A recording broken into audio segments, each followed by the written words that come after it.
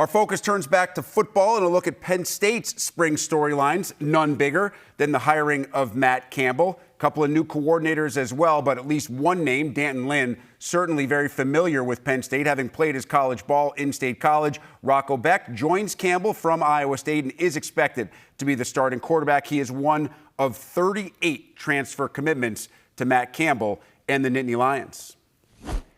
Jerry DiNardo is back with us. And Jerry, I think about Matt Campbell going from Iowa State, very successful program in a power league, to Penn State, a different animal because it's bigger, it's higher profile. There are more problems and bigger problems, but a greater chance for success. It's kind of similar to what you did when you went from Vandy to LSU. So what exactly is Matt Campbell walking into?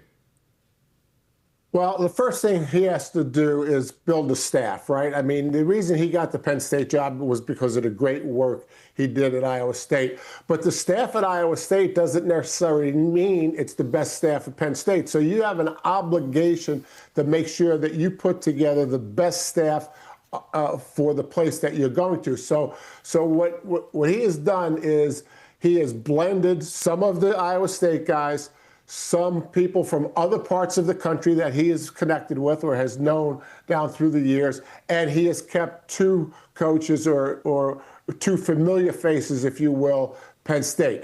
He kept Terry Smith, and Terry Smith is going to be the associate head coach, and he's going to be the corners coach. But we all know Terry from being a Penn Stater.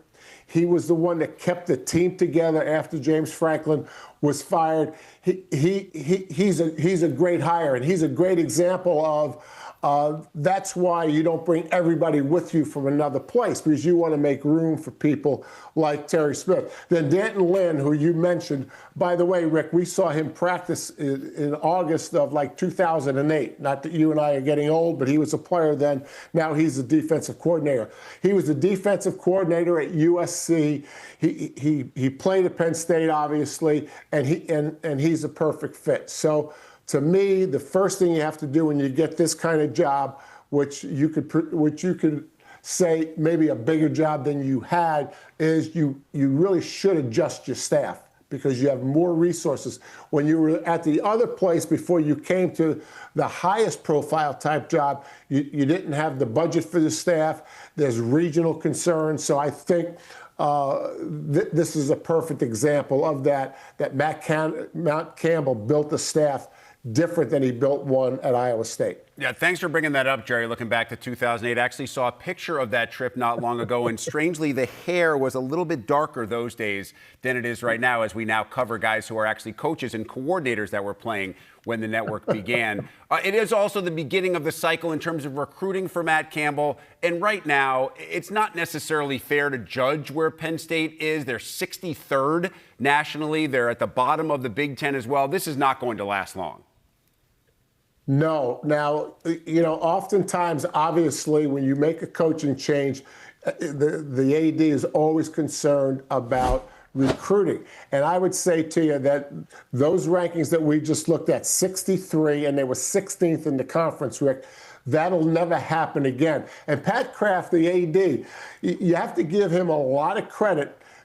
Even though it took him longer than most ADs to hire someone, it's worth, if you will, sacrificing one recruiting class, but getting the right coach in Matt Campbell.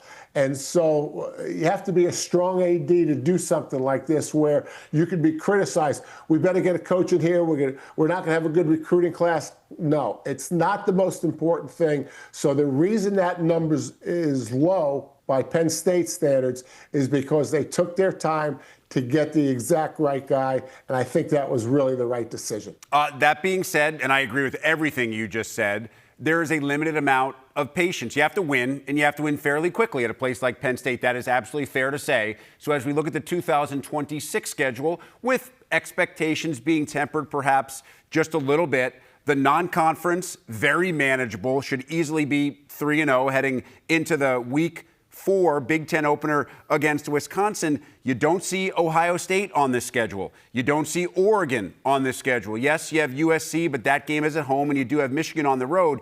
Jerry, when I look at this schedule, especially the back end of this schedule and the first 3 games, those non-conference games, I see a lot of very winnable games for Penn State.